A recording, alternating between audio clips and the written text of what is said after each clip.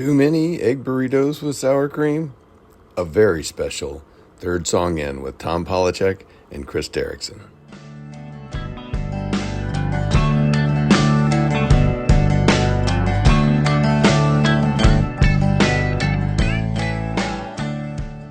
This is Third Song In's version of the Grammys, the Oscars, the Golden Globes, all wrapped up together. This is going to make front page news. We are proud to announce the Eggies, the very first Third Song In awards show. We're going to give awards for Best of the Year in general, although because this is our first ever, we're still working on format. So some of it is best of this season, which is season 5, but mostly we're looking back all the way to January of 2024 and talking about the things we thought were the best, both in general terms and also in terms of the podcast itself. But what's awesome is on our award show, you were wearing the award-winning London's sweatshirt. Yeah, I was going to point that out. I completely forgot I had it on because when I put it on this morning, I was like, I don't know if you've ever seen this. That's as far as I know, London and Sons Wing House, formerly of St. Louis, doesn't exist anymore. They're not out there selling food. They used to have, I think, 3 locations in St. Louis, and now there are none. I'm told anyway. But they do have a website, and they still sell swag, which I think is even funnier.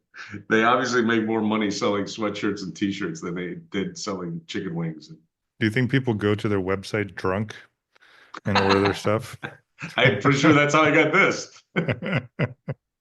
Because that was the only way we ever went to London's. Yeah, I think I've been there sober once in my life, and I was like, all right. But man, when you were drunk, those are the best chicken wings and cheese fries you ever had in your life. I know. Shit was good. But we digress. Let's talk awards. Let's talk categories. Let's talk best of.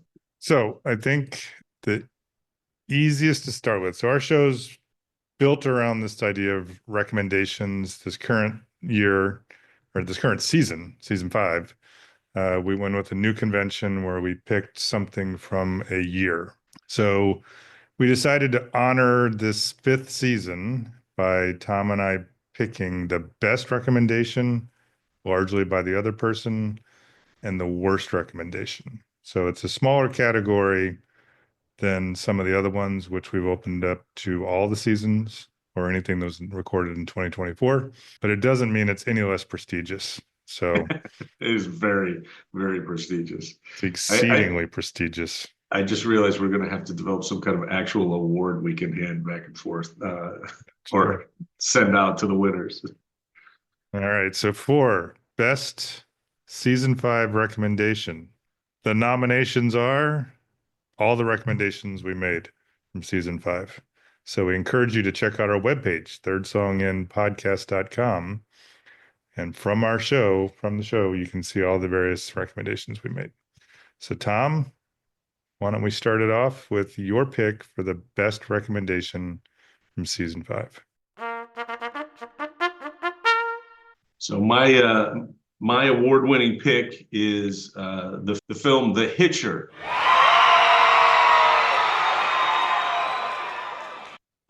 Chris recommended that in episode 6. My only comment in our outline is forever and always the best. I feel like The Hitcher is one of the foundations of Third Song. I totally agree. If not for The Hitcher, there's a decent chance Tom and I wouldn't be as good of friends as we are. We watch that show all the time. It forms a common bond, a common language. I still think about that movie to this day. Like when I see Thomas Howell, I'm like, see Thomas Howell. Put pennies on his eyes. We added that scene, by the way, the pennies on the eyes scene from The Hitcher is in our episode spotlight or on our episode spotlight page for, I don't know, I guess it was for episode 6. And you'll have to take a look at that because that is one of the most kind of scary, intense, dramatic thriller scenes I think I've ever seen. Chris, what is your pick for best season 5 recommendation? Imagine me grabbing the envelope, opening it. And the winner is Nebraska by Bruce Springsteen.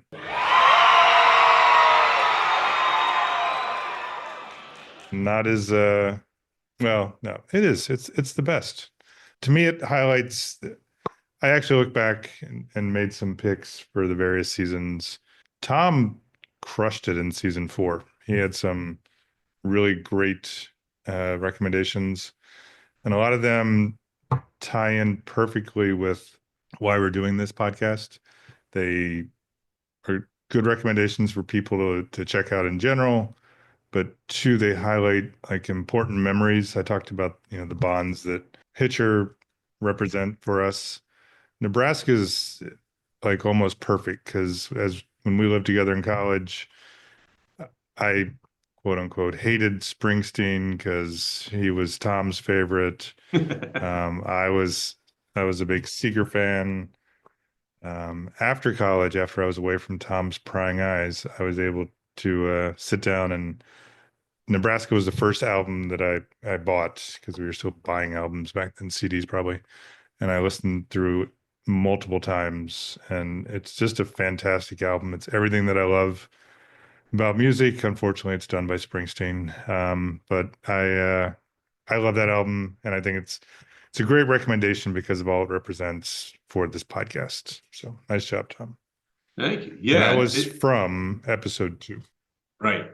Yeah, and that's one of those pieces of music that people point to different artists and different albums as being the beginning of the Americana movement or the alt country movement, and Nebraska is one of those that I think kind of opened the doors for that kind of stuff, because that certainly was a huge departure for Springsteen. It was not, he was known for straight ahead rock and roll or party rock or all kinds of other genres, but he certainly wasn't known for that kind of spare, acoustic sounding, almost country type of delivery until then. Yeah.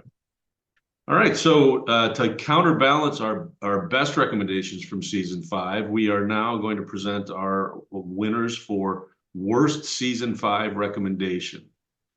Chris, you want to go first? Sure. Let's start off with, and this one is tough. I said it. Tom's been on a bit of a roll, and this is more of a preference than it's really a bad recommendation. But I feel that White Noise by Don DeLillo from episode 5 is Tom's worst recommendation, only because it's a book.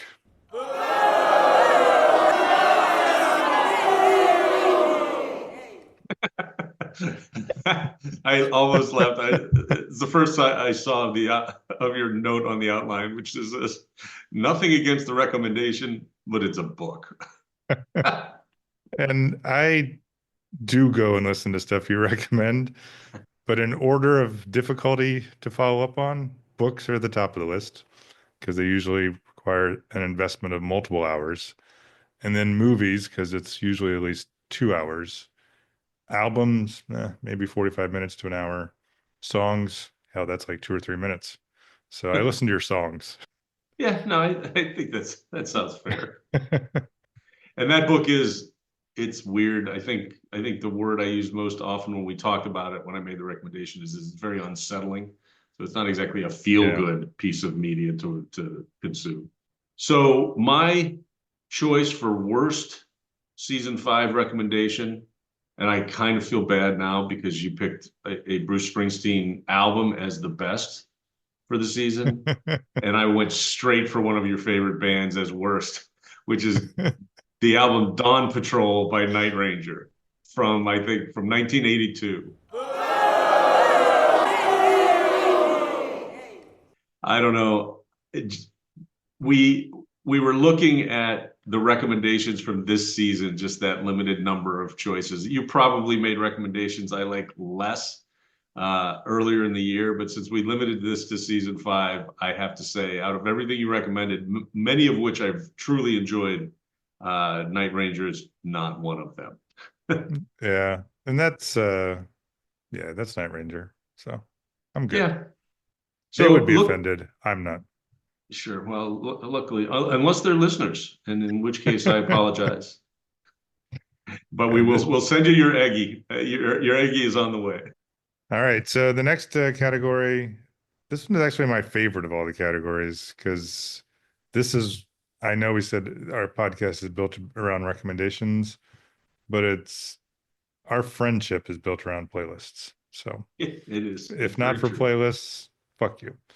So, so we have the best playlist pick from 2024. So note that that includes all of our playlists from season one all the way through. And then the worst playlist pick of 2024, Tom put ish. Same thing. Anything from any of our playlists that we've put out for this podcast.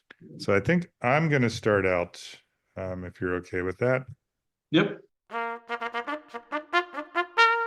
So your best playlist pick, in my view, and you've had a lot of really good ones. I love the variety of choices. The different genres. I'm kind of in a category, but and this one is certainly in my category, which is why I pick it. One of the reasons I picked it, but the other one is from this song, I've gone and listened to a lot of his other stuff, and he only has 212 followers on YouTube Music. So it's the idea of highlighting unappreciated artists. And that was the best part by Edward David Anderson from his 2018 album, Chasing Butterflies. Great song. Really good artist. And another one of those that it's hard to believe he's so underappreciated. Yeah, absolutely. Absolutely. He's a guy that the first time I ever heard his music was live. And I just really liked his style. I liked his presentation. He's definitely he's that guy who can sit on a stage by himself. I've seen him play where he's got kind of the kick drum pedal, but it's just hitting into like a newspaper or something like that. He can play that really kind of acoustic, almost feels old timey stuff. But he's got I think, for lack of a better word, a contemporary voice, and he just seems to be getting better and better. I really like that album, Chasing Butterflies. I think is really good. Failed to mention this, but that Edward David Anderson song is the first song on our season 4 playlist, and it starts off what I think is one of our stronger playlists. Yeah, for sure. I like the season 4 one. My pick for best playlist song of 2024 is your pick, Sad Blue Eyes, from the album One Go Round, which came out in 2017 by Jeffrey Martin.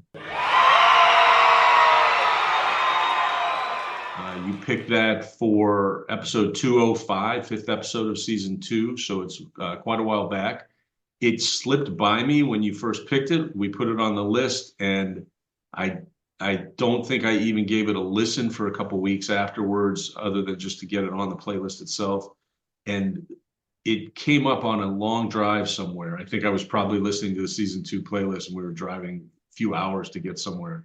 And that song came on, and I replayed it 3 times, back to back to back. All of a sudden I actually paid attention to it. I listened to the lyrics. It's just musically, it's a beautiful song. He's got a cool voice. The lyrics are just heartbreaking, and it is reached. It's up in the top 5 songs I think I've ever listened to ever. It's such a great pick, and I didn't give it the credit it deserved when you first made the recommendation. That's okay. I got an award now. Yes, it's good we keep handing each other these Eggies back and forth. The next category we have is our Eggie for worst playlist pick of 2024. In my case, I actually think it goes back to the end of 2023, but the beginning of the podcast. And that is Chris's inaugural pick, his very first pick for our very first playlist on our very first episode of Third Song In. Chris chose Sunshine with an exclamation point by Beartooth.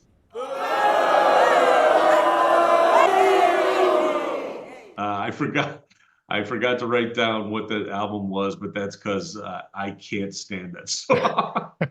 I didn't like it. I think I said I didn't like it when we talked about it, and I've tried to listen to it a couple times. It's just not that good. So Oh, it's fucking congratulations, good. You Beartooth. just don't like it. Well, that's true. That's probably fair. But congratulations, Chris and Beartooth, on your Eggie for Sunshine. Yeah, don't forget that exclamation point. But I can understand this one. I think they're an acquired taste. I love the screaming, just the screaming voices gets old. He Beartooth does kind of a nice mix between almost 90s alt stuff where he has the potential to have a really nice voice and they'll bring it down to more melodic stuff. But then he can rage and scream with the best of them, which is I think the part that you may hate. Yeah, that's definitely it puts me a little on edge. Let me put it that way. My choice for the worst playlist pick of 2024-ish was as easy as yours. It is one of my least favorite songs ever, and I don't even know why. My son recommended another song by this artist to me, and I liked it, but I fucking hate this song. So, worst playlist pick by Tom for this past year is Stick Season by Noah Kahan. All I'm saying is fuck Noah Kahan. I don't I don't know why I like it.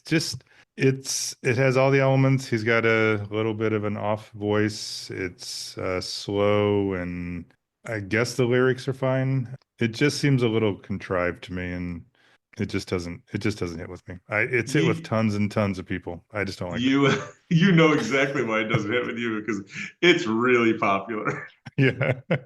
Fine. I love your note on the outline. It just says Tom's second ever playlist pick.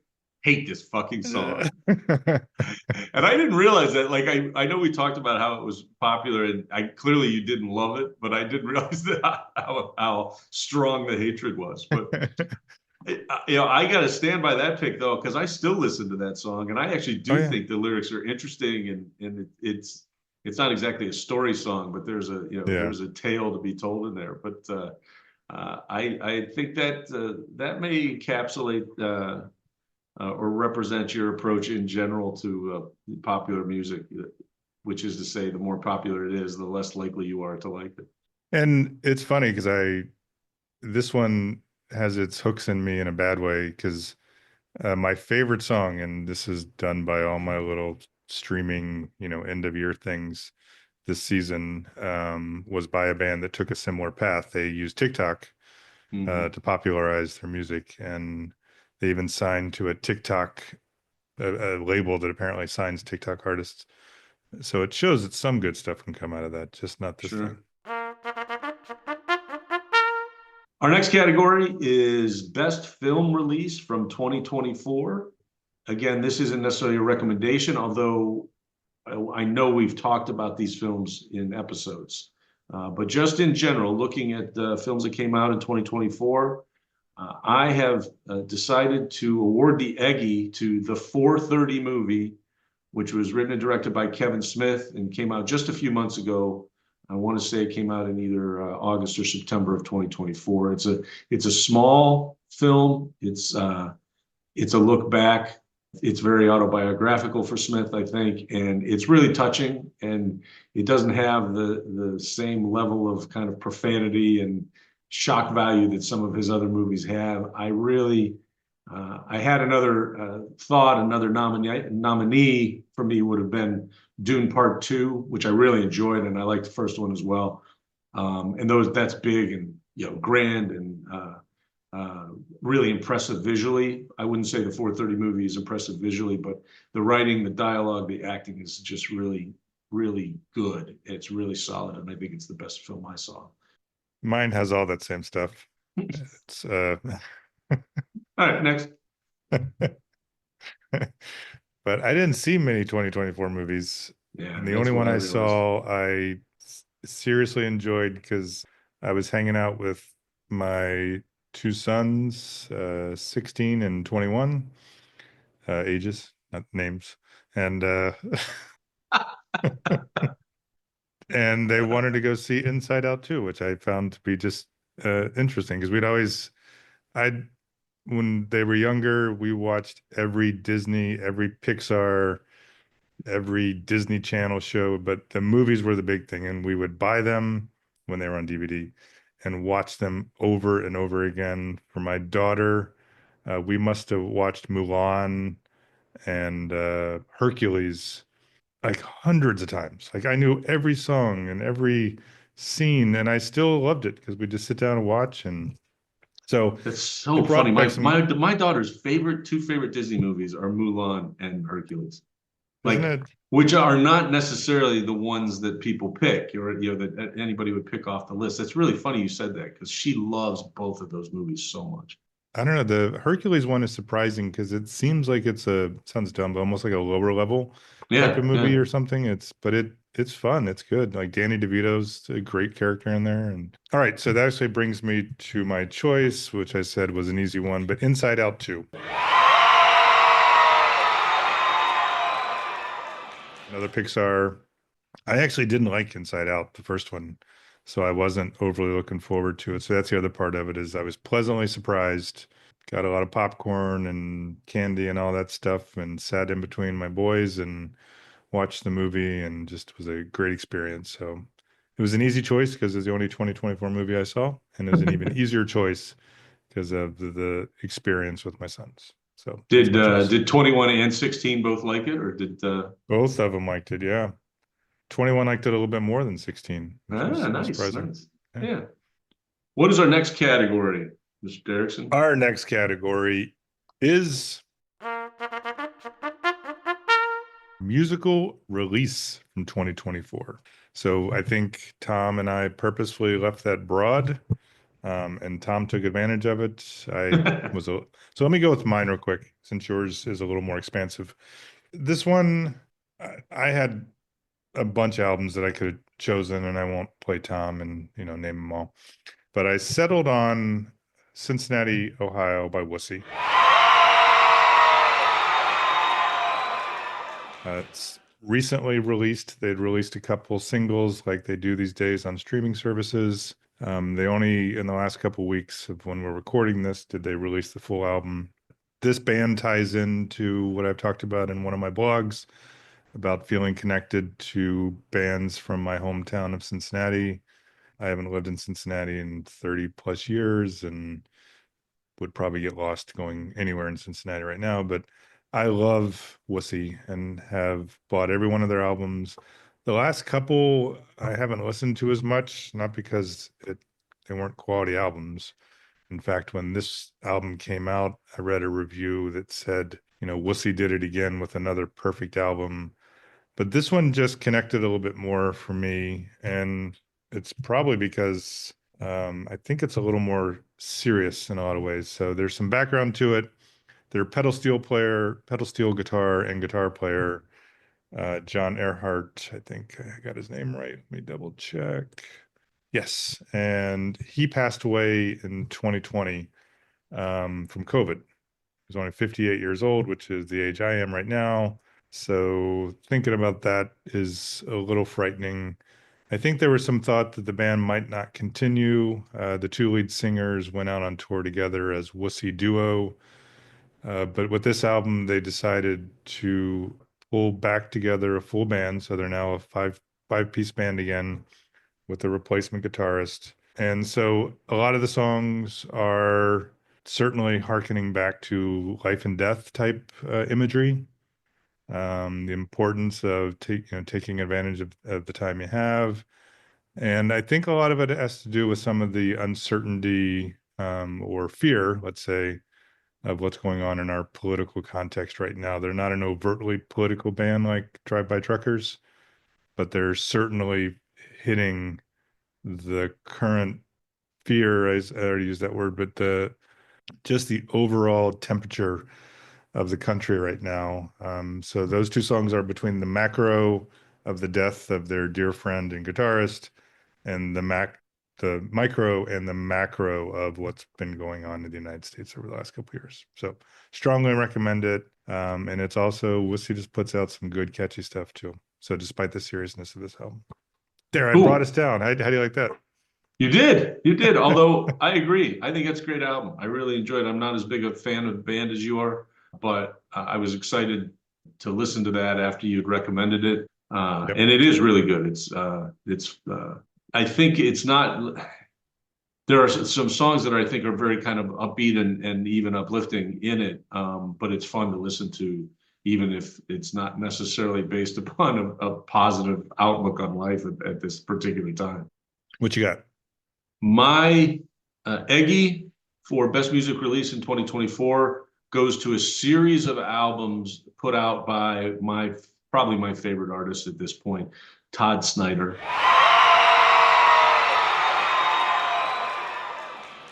He's an astounding songwriter. He's funny as hell. His live performances are worth attending. His live albums are worth buying.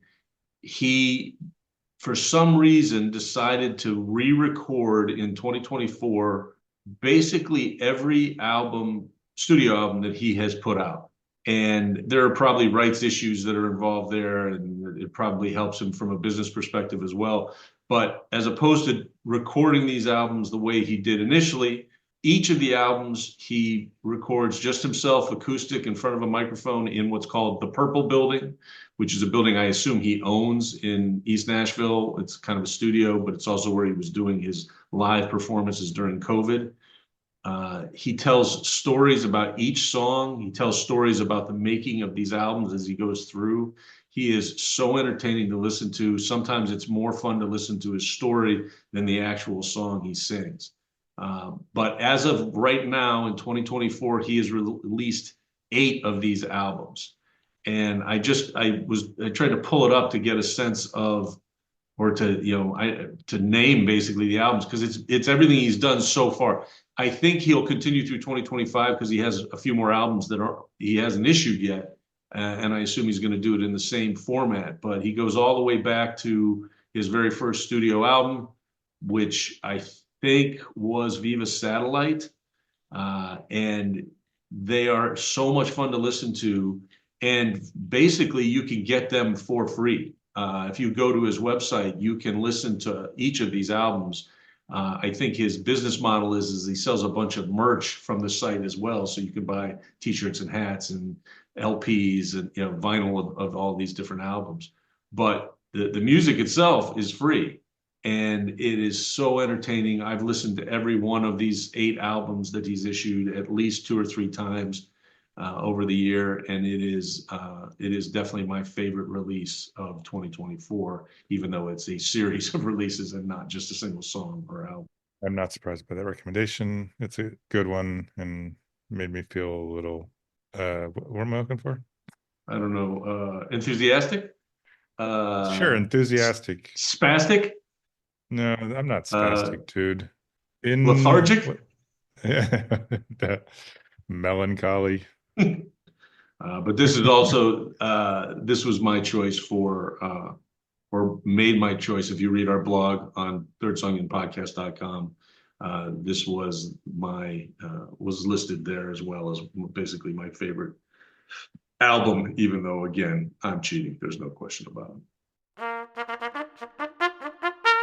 Our next category is Best TV 2024. I was going to say Best TV Show, but it's also a series. Best TV Event. And as we go down this list, it's going to become harder and harder for me because I don't do anything recent. Just work, I think. All right, I'm going to go with a brand new TV series called Cross.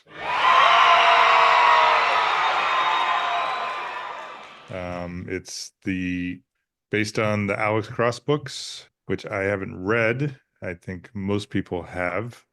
It's a very popular series, and I think the casting, the acting in this is fantastic. I've only watched half of the first season. Very excited that it's already been renewed because it's doing so well. But the lead actor, the gentleman who plays Alex Cross, Aldous Hodge, is great. I think my favorite character in it, though, is his sidekick, played by Isaiah Mustafa. who it's been one of my favorite moments in the show. I understand it was ad-libbed.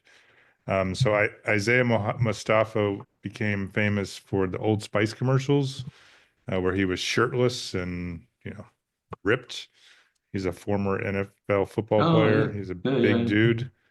And at one scene, Cross or Aldous Hodge says to him, makes a reference to Old Spice, and I just laughed hysterically but it was great. It's that sort of fun. To me, that highlights what must be fun on a TV show. Like if Tom and I could act, if we were good looking, or if we had ideas for a movie, we could do this, and we could Yeah, we have were moments so like that. close. We were so close. Like this close. We were so close to having any one of those things. Just almost there. But if you haven't seen it, I would strongly recommend checking out Cross as my favorite or best 2024 TV. Do you know where that show is streaming? I do. And I probably should have pulled that up. That is on Prime. Yeah, because I've seen it advertised. I haven't seen the show yet, but they've done a bunch of Alex Cross movies. Like I remember was it Morgan Freeman was Alex Yeah, Cross Morgan in a Freeman. movie? Yeah.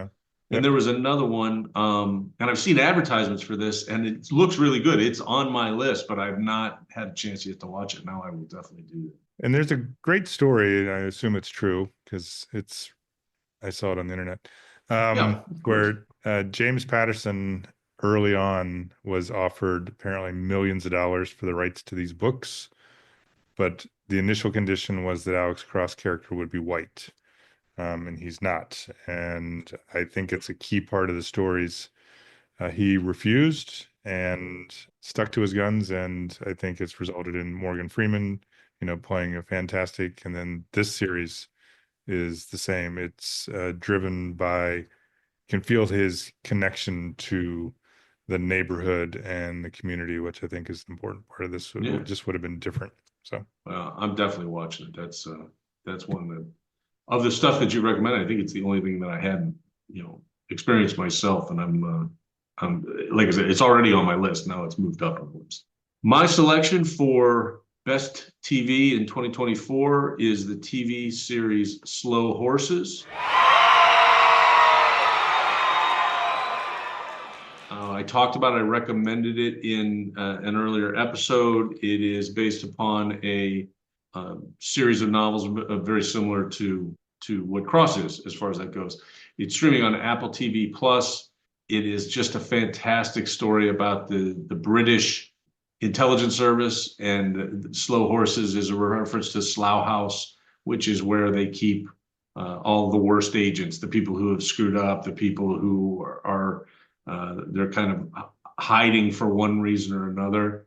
It is a fantastic TV show. I actually think that TV this year was pretty good. There are some other shows that I've recommended or talked about either on the podcast or in blogs that I also really enjoyed. But Slow Horses kind of edged out the competition. And as I understand it, there will be another season of Slow Horses coming out next year in 2025, and it will probably be in the running again because I can't recommend it enough. Next category is best book read in 2024. And coming up with categories, I tried to take into account that neither of us probably read a whole lot of stuff that was actually published this year. So I thought it would be more interesting to talk about the books that we were able to read, which didn't necessarily, that wouldn't be a very broad category if it was books that came out in 2024, because other than comic books, I'm not sure I read anything that was actually published this year. thank God. Because I didn't. I know of a book in 2024. Yeah, I've seen that. And I recommended it on one of our previous episodes as a staff pick, which was something that just came out. And I'd started to read it. It's The Mercy of Gods by James S.A. Corey, who wrote the Expanse series. Oh, yeah. It's a good start to what I think will be a good series from what I can tell. But the book I'm going to talk about, and I just finished it last night. So Nice. how's that for good? Big ass book too. It's called The Mountain in the Sea by Ray Naylor, Nayler. It's a near future sci-fi book. The premise is it's built all around this idea, and it's got me thinking so much lately. So it's built on this idea that humans study the world, and as much as we study it, there's still no way for us to really understand certain concepts like how bats hear. Like, bats send out sonar waves, they bounce back. In some way, they interpret that. And we know how that works, but we don't really understand it because it's just not part of our world. Like everything that we do, everything that we interpret is built upon how we perceive the world. And so the story itself is about finding this school of octopi who are in this remote area living in this a wrecked boat. And they've built this community, and these small group of scientists are studying them and figuring out that they've developed their own form of language, community, just, and again, they're not trying to equate it with they've built it something close to what humans have built. It's that they're a sentient beings in their own way. And it just raises all these questions about the role of humans on Earth, and a lot of the concerns are that there's some of the scientists are wanting to protect these octopi so that other scientists aren't going to just take them and cut them open and try to figure out how their brains work. And it's just a lot of stuff. The other day I was listening to music, and I was in this meeting, and there's this gentleman in the who was deaf, and it just got me all of a sudden thinking, like, how do you explain music to someone who's never heard sounds before? It just all that this and that's all due to this book. Like, I've known deaf people in my life. I've listened to music my whole life. I've just never thought about a concept like music that I take for granted so much. And trying to think about how you would explain it to somebody else, and even, like, 100 years from now, why it was so important to us. So my recommendation, sorry, my award, my Eggie, goes to The Mountain in the Sea by Ray Naylor. Tom, I think you should check it out. You'll definitely like it. It's a long book, but it's engaging all the way through, and it really gets you thinking. So I think that's what books should be about. Yeah, absolutely. Absolutely. It's going on my list right now. My selection for the best book I read in 2024. These are very personal Eggies, aren't they? Like, I'd like to give the award for my favorite shirt. I really like this one shirt. I don't wear it all the time, but I like it a lot. My Eggie for for the best book I read in 2024 is a book I did recommend in a prior season of the podcast. It is All the Sinners Bleed by S.A. Cosby. It actually came out in 2023, so I was close. He is a fantastic kind of genre writer. He really creates very, very interesting characters. He's not, as far as I can tell, writing in series like some other genre writers do. Each book of his I've read has a different character and a different setting, but they're all set in generally in the South. The primary character is generally, at least so far for me, is an African American man. Cosby is, I believe, an African American man, but he's just got a great turn of the phrase. He creates really interesting characters you want to follow all the way through, and I love that book. I thought it was really great. So my Eggie goes to All the Sinners Bleed by S.A. Cosby.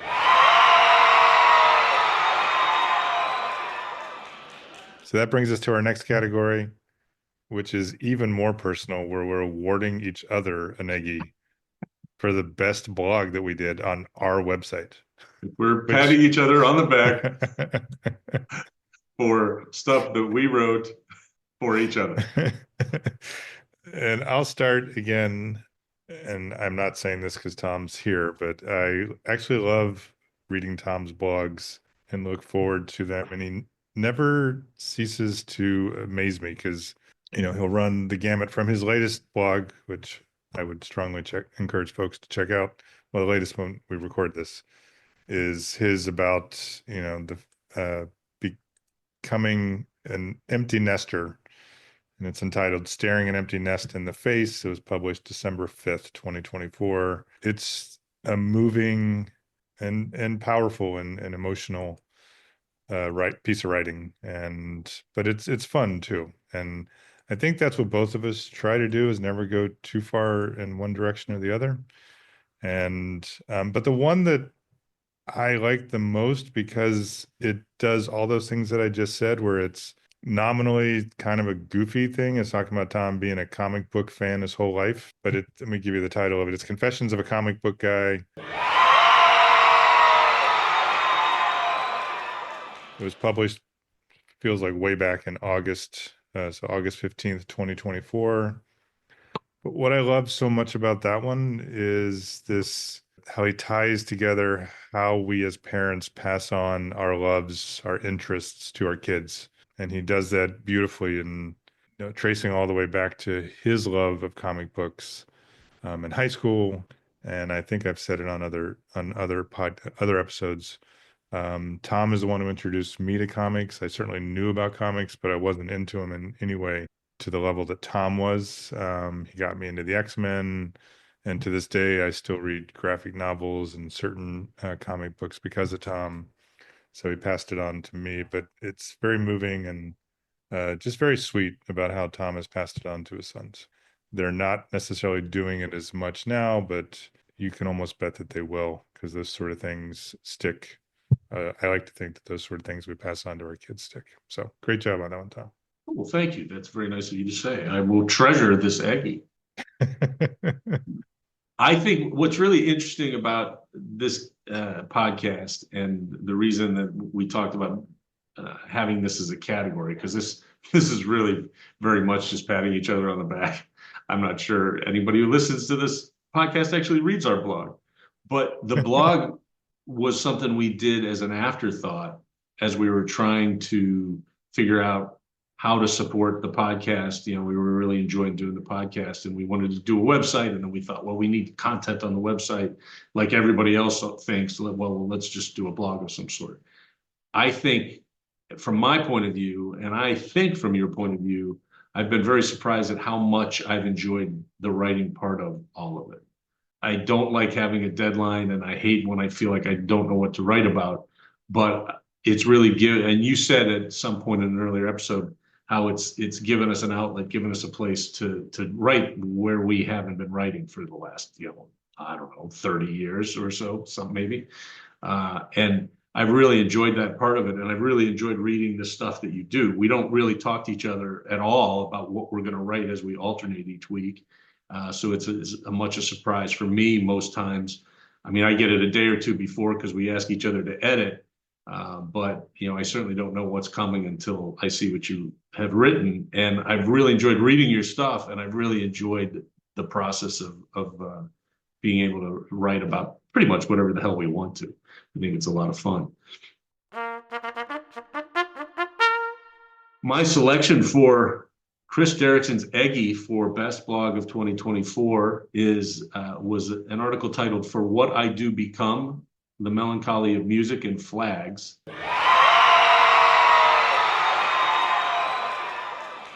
It was published on June 13th of 2024 on our website, and is still there if you would like to read it now. The title says it all. It is melancholy, but it really captures, I guess, a feeling.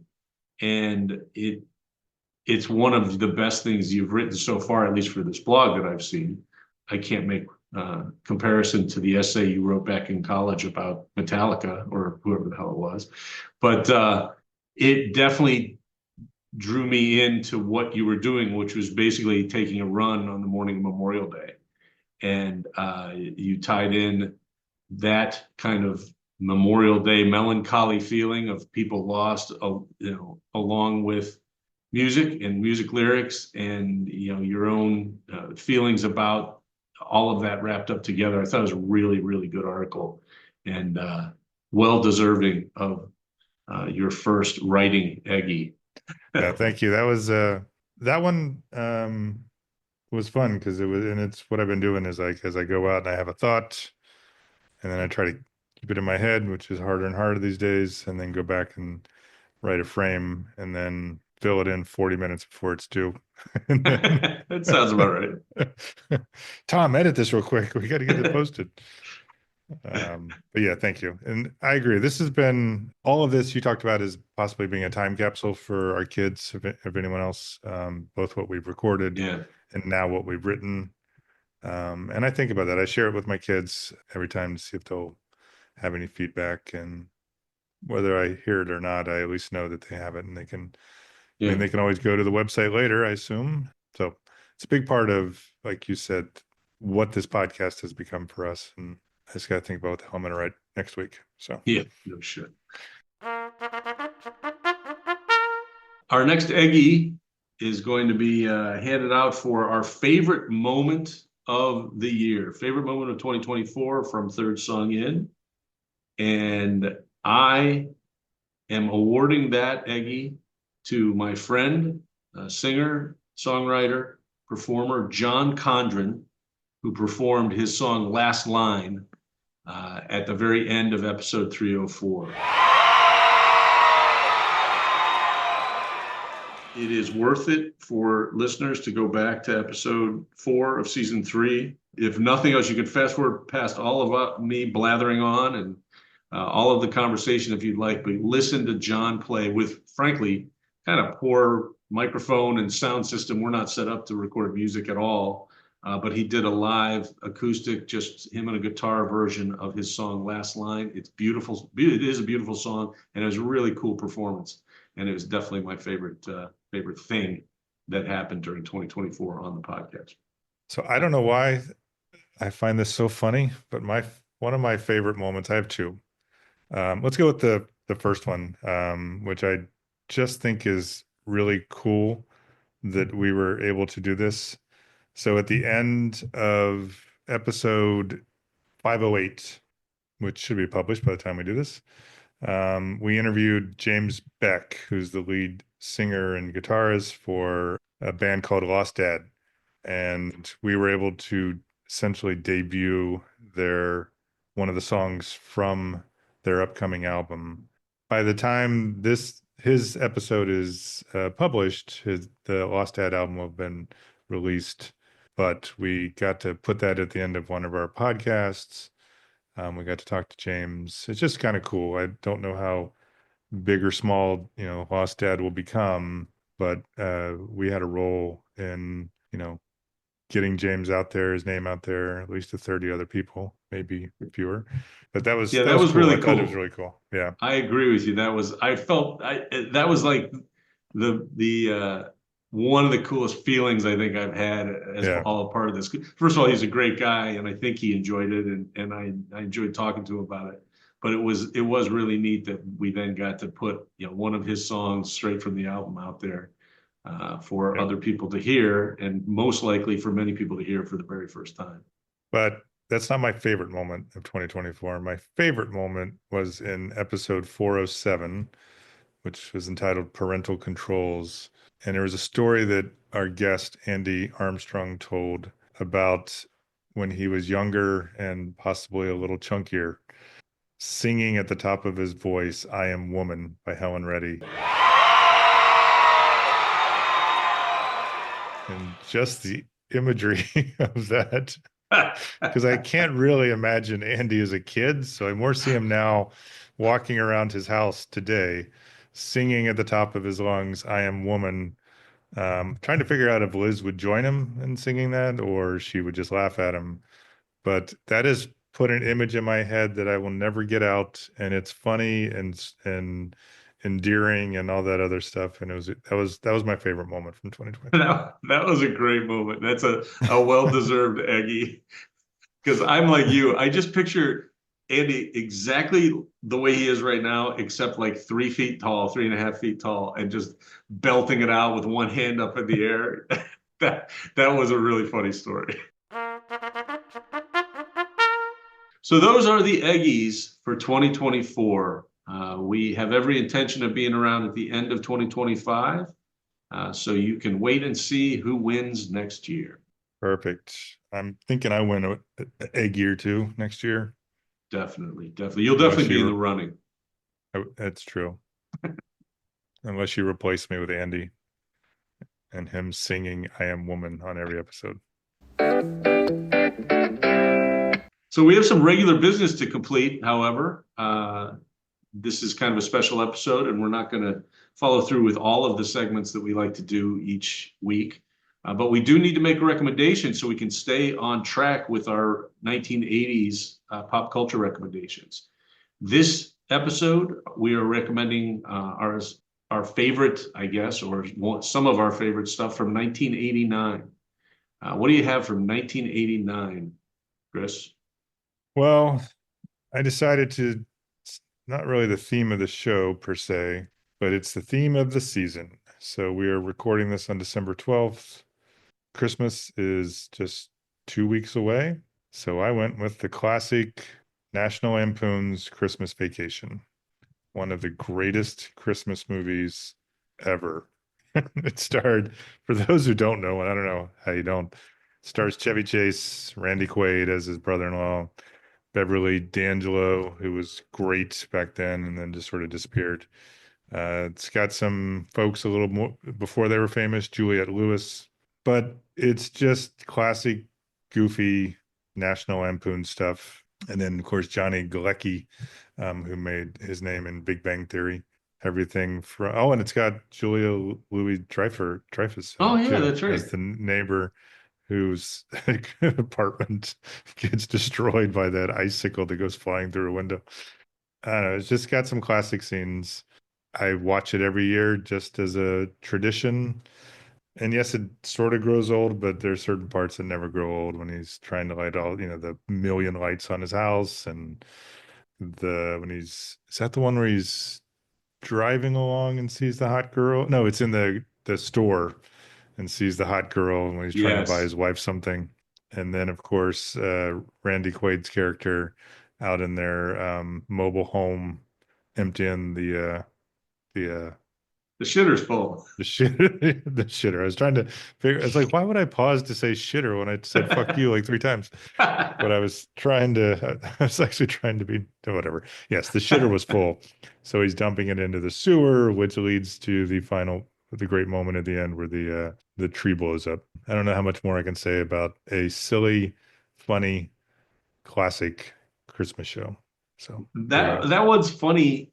It's for me, it's the opposite of Shawshank, getting Shawshank by a movie, which this is a movie that I can sit down and watch a scene and then walk out of the room Yeah, and be fine for exactly. the rest of the day because it's on constantly, right? It is. It must be on some station or streaming somewhere 24 hours a day. So you'll flip through a channel, you'll see it, you'll be like, oh, there's the scene with the squirrel in the Christmas tree. You watch to the end of that, and then you leave the room, and then tomorrow you may see a different scene entirely. My recommendation for 1989 was tough and doesn't really connect with anything having to do with Eggies or the holiday season, but the album 3 Feet High and Rising by De La Mm. Soul is such a great album. It is one I break out at least once or twice a year.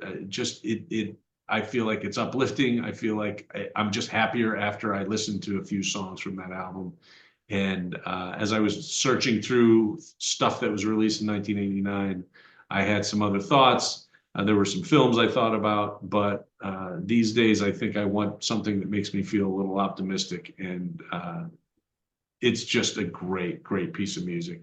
So I'm recommending 3 Feet High and Rising by De La Soul, which came out in 1989.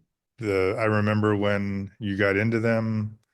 I would deny saying this, even though I'm going to say it right here and have it recorded and everything. But I was a little jealous of you at that time because you were broadening your musical senses at the time. Yeah. And De La Soul sort of represented that. And I remember you were onto them really early, I feel like. And then that album, I know it's popular, but it also got so much acclaim. I mean, it was a really well-respected album. So then when you start reading all that stuff, seeing it all, the best of lists and everything, I was like, fuck, Tom was on this right away. Nice job. I mean, so in its own way, I'm sure and I've never expanded as much as I like to think, even though I listen to stuff like Beartooth.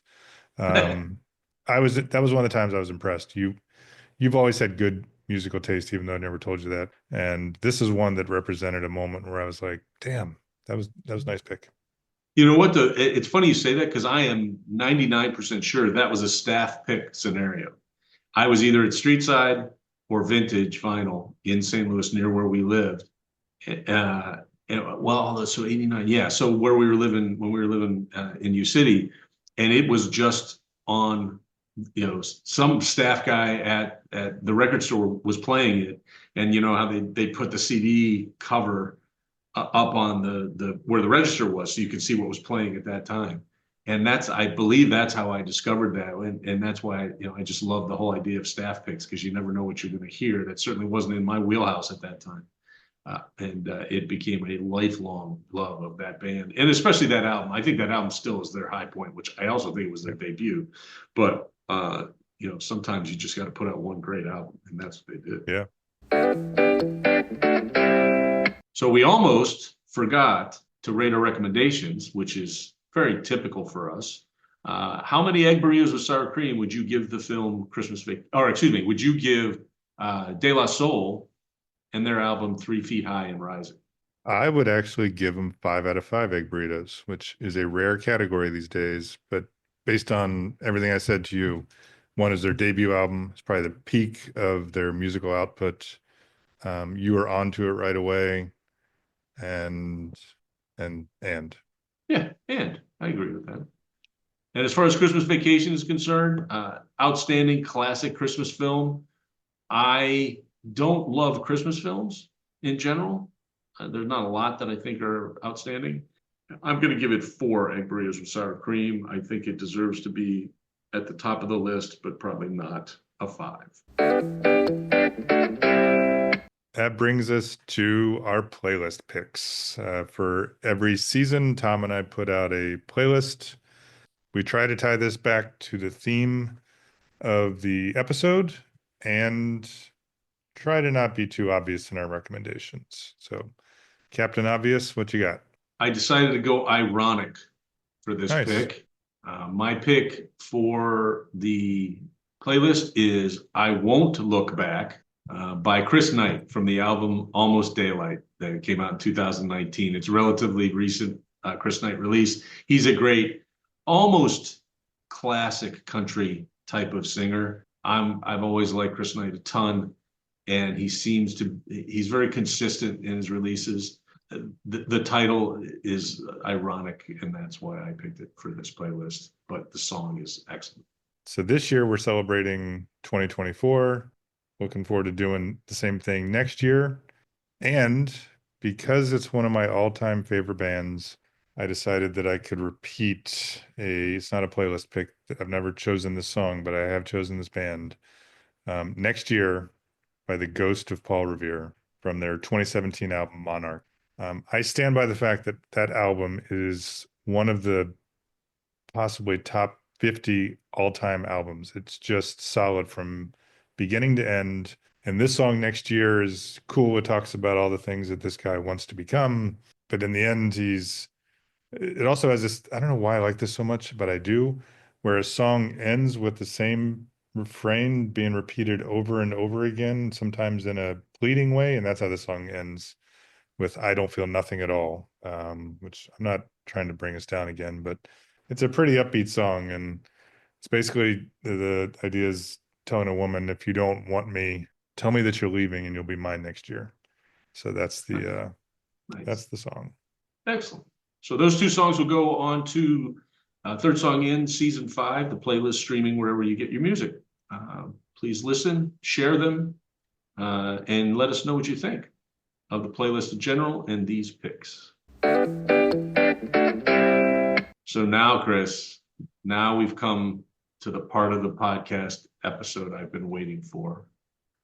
Oh, fuck you. God damn it. So Close listeners of the podcast will know that early on when we decided on the colors for our logo, that we decided each year potentially those colors will change depending on the regular season record of the Pittsburgh Steelers and the Cincinnati Bengals.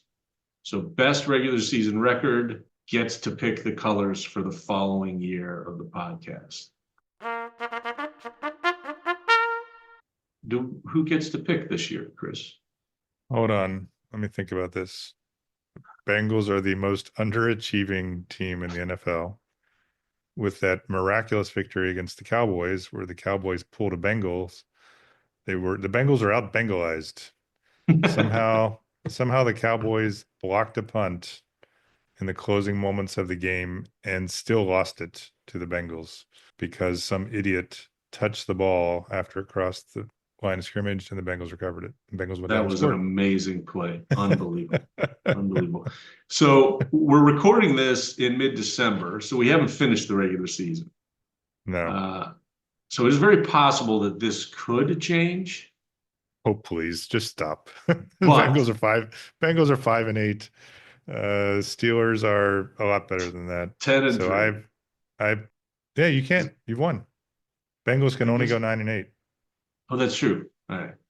So, well, So cool. it was Then I nice get to of you. pick. Is that what we're saying? I think it is. So if you want to pick orange and black, you can. Yeah, because I can pick whatever I want, right? You can. Yeah. But I think we're going to go with 12 more months of black and gold, baby. So we may change the logo slightly. I'm talking to a professional right now about some very slight changes because I personally really like the logo. But we may go gold on black instead of black on gold. But I am very proud to announce that we will be maintaining our colors for one more year.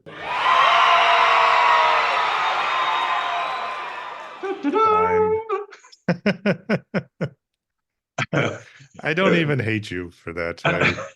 It'll come around, right? It's always going to come around. There's no question in my mind that one of these days.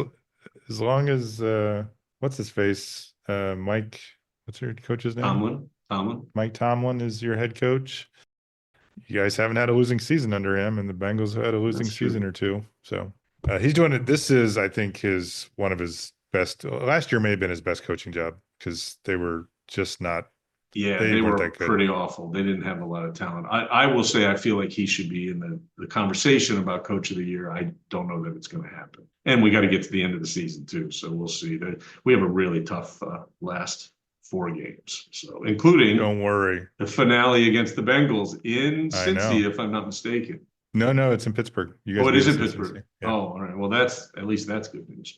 But maybe I'm wrong about that. Who knows? They're playing somewhere. Yeah, they're definitely going to play the game because they're going to play. People bought tickets and everything. Yeah, but yeah, I think. But the coach of the year will be Dan Campbell because he'll go for it on 4th down 75 more times this season. So yeah, I know. And hey, he is an amazing coach. He's done amazing things with that team. But, didn't he win last year, or who won last year? Coach of the year. I don't know, but Jared Goff's looking like an MVP candidate most of the time, except when he throws 5 interceptions in one game, and they still win. As opposed to your team, who has the best quarterback receiver combination in the league and are 5-8. That's the end of our episode, our very first awards episode. I'm not sure this particular episode is going to win any awards, but we handed some out. We handed out our Eggies. I don't even think we explained why they're Eggies. Probably didn't. First time you said it, I was like, what the fuck is he talking about? And I was like, egg burritos with sour cream. Exactly. Yes. Third Song In is recorded in Chapel Hill, North Carolina, and Joliet, Illinois. You can email us at thirdsongin@gmail.com. We welcome any comments, questions, recommendations of your own. Please follow us wherever you listen to your podcasts. Rate and review us. Download the podcast if you would. Give us all of your stars. You can find us on Spotify, Apple Podcast, Amazon Music, and YouTube Music. Check out our website, thirdsonginpodcast.com. You can find everything from direct links to the podcasts to the various blogs that we've talked about tonight. We have a category called From Our Shows where you can access the staff picks, the recommendations, unknown unknowns, and our As Mentioned page, which includes links to information about the various guests that we have on the show. You can also contact us directly on the website. We also have a Facebook page. You can communicate with us via Facebook. We also post links to the various pages on our website, links to the podcast themselves, photos, funny little videos. We put stuff up there. You've been listening to Third Song In with Chris Derrickson and Tom Polachek. Thanks for listening.